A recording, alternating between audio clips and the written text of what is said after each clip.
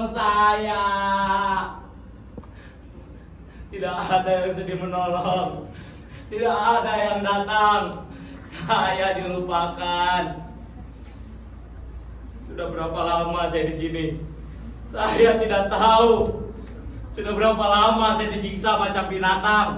Saya juga tidak tahu. Tapi apakah saya ini binatang? Apakah saya ini benar-benar binatang? Tempat dinding ini hanya satu jendela jeruji besi di atas sana. Tak ada perabotan, tak ada selimut. Tidak mungkin saya bisa lolos dari tempat ini jika tidak ada yang sudi untuk menolong.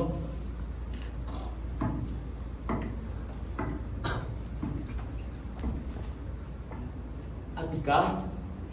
Atika? Kamu Atika kan? Atika? Ini saya Mudahsir Atika, suamimu. Dulu kamu mengantar saya ke Jakarta. Kita berpisah di bandara. Kamu bercerita di dalam surat. Katamu, kamu sangat sulit untuk melepaskanku. Kamu rindu. Atika. Atika, berhenti. Jangan tinggalkan saya, Atika. Atika. Kenapa? Apa karena saya sudah tidak setampan dulu lagi? Saya tahu penyiksaan inilah yang membuat saya sudah tidak tampan dulu lagi. Tapi Atika, dulu kamu sering bilang saya tampan kan? Ketampanan yang alami, tanpa topeng, apalagi kepalsuan. Dulu kamu sering bilang seperti itu kan Atika? Atika, jika benar kamu di sini, tolong keluarkan saya dari sekapan ini Atika. Kita pergi dan jalani hidup seperti dulu lagi. Tidak perlu melapor kepada raja di raja. Tidak guna melapor kepada menteri tenaga kerja. Kamu tahu Atika, nyatanya kita adalah binatang hasil devisa negara. Sebutan pahlawan hanyalah slogan, bukan kenyataan. Hanya hayalan para birokrat yang sibuk di kursi jabatan supaya terlihat kerja di mata para atasan. Dan disebut punya kesolidarisan yang kuat terhadap keluarga negaraan. Sudahlah Atika, berbicara tentang kekacauan pemerintahan tak akan pernah ada habisnya. Apalagi TKI seperti saya hanya membuat dada sesak. Lihat badan saya yang penuh luka ini Atika. Sebelum saya dimasukkan ke kamar ini, saya dihakimi. Seluruh anggota majikan ikut memukuli saya. Pipi, dahi, dada, perut, kaki, dan seluruh anggota tubuh lainnya. Habis menjadi bulan-bulanan mereka. Mereka mengikat saya dengan tangan, kaki, tongkat besi, dan air panas.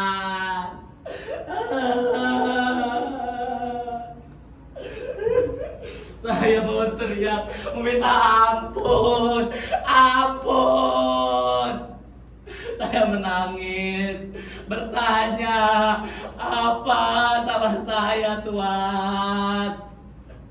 Jawaban dari mereka hanyalah geraman, siksaan bertubi-tubi yang terus dilontarkan. Saya bertanya sekali lagi, apa salah saya? Jawaban dari mereka adalah, kamu indon bangsat, pencuri, bajingan, tidak tahu diri. Tapi Atika, demi Tuhan Atika, saya tidak mencuri. Saya bekerja, saya mengais upah dengan tenaga saya sendiri. Saya sama sekali tidak mencuri. Saya tidak seperti mereka tuduhkan. Saya bekerja, saya mengais upah dengan keringat saya sendiri, bukan dengan mencuri. Saya tidak pemalas. Saya bangun sebelum subuh. Saya menyiapkan segalanya, memanaskan kendaraan, menjaga keamanan, mengurus halaman. Dan itu semua baru bisa selesai sekitar pukul 9 malam. Itu pun tidak selalu seperti itu. Atika, Kamu tidak akan bisa membayangkan perlakuan apa yang sudah saya terima selama ini. Tapi tidak apa, semua saya lakoni dengan gembira dan ikhlas. Saya sadar diri, saya hanyalah pekerja dari kampung. Saya tidak berani menuntut macam-macam. Dan kamu tahu sendiri Atika, saya sudah berjanji. Iya, saya berjanji bahwa di ujung tahun kelima, iya, di ujung tahun kelima, saya akan pulang dan membawa ringgit yang banyak. Ya, yang banyak Atika, supaya cukup untuk membeli beberapa petak sawah, ladang, dan modal hidup kita di masa depan. Tapi pada bulan ke-13, tepatnya pukul 11, majikan lelaki itu datang ke kamar saya. Bau alkohol dan menyengat, matanya merah, jalannya sempoyongan. Ia menutup pintu secara perlahan dan duduk di kursi. Ia menatap saya diam, tajam, lama sekali. Saya heran, saya takut, saya tidak berani membalas pandangannya. Ia menatap saya seolah saya bukan manusia, hanyalah seekor budak yang bisa diperlakukan sesuka hati. Saya hanya diam, tidak berani membalas pandangannya. Tapi saya siap kalau ia melampiaskan amarahnya dengan pukulan. Tapi untunglah pada saat malam itu, majikan lelaki itu pergi begitu saja tanpa meninggalkan sepatah kata pun.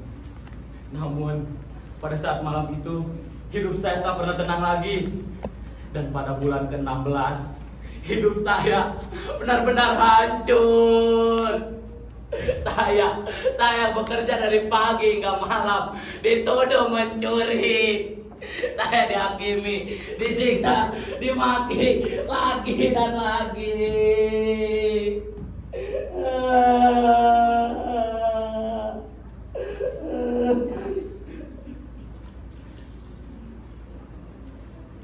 Indon bangsat, pencuri, bajingan, tidak tahu diri. Tapi Atika, demi Tuhan Atika, saya tidak melakukannya. Demi Tuhan, saya bekerja, saya mengais upah dengan keringat saya sendiri, dengan tangan saya sendiri. Saya tidak melakukannya Atika. Saya bangun sebelum matahari terbit. Saya menyiapkan segalanya, memanaskan mesin, mengurus halaman, dan seluruh pekerjaan yang tak pernah ada habisnya. Demi Tuhan Atika, saya tidak pernah bermalas-malasan. Saya tidak pernah mengeluh, tidak pernah Atika, sama sekali tidak pernah. Kenapa Tuhan? Kenapa manusia seperti mereka bisa kejam kepada manusia seperti saya? Apa karena saya hanya TKI?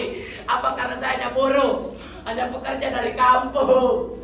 Hanya seorang pekerja rendahan? Di negeri orang, saya dianggap binatang. Tidak ada hukum, semua dibongkar dengan uang.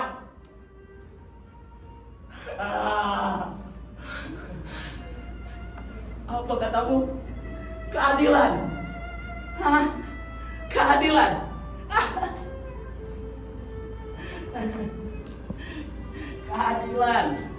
Keadilan hanyalah omong kosong di para mulut pejabat yang sibuk dengan kursinya.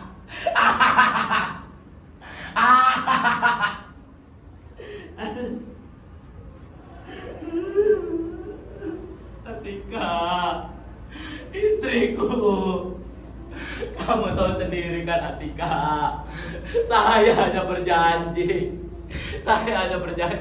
bahwa di ujung tahun kelima ini, ya, saya akan pulang dan membawa ringgit yang banyak supaya cukup untuk membeli beberapa petak sawah, ladang, hewan kurban, dan modal hidup kita di masa depan. Tapi lihat saya sekarang Atika, lihat saya penuh luka, penuh hinaan, penuh air mata.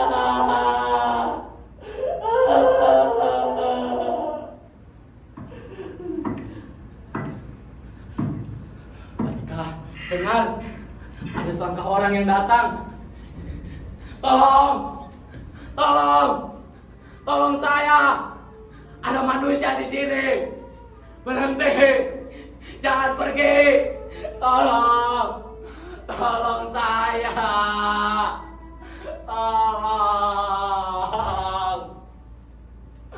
Atika, istriku, maafkan saya. Maafkan saya jika saya belum bisa pulang pada tahun ini. Maafkan saya.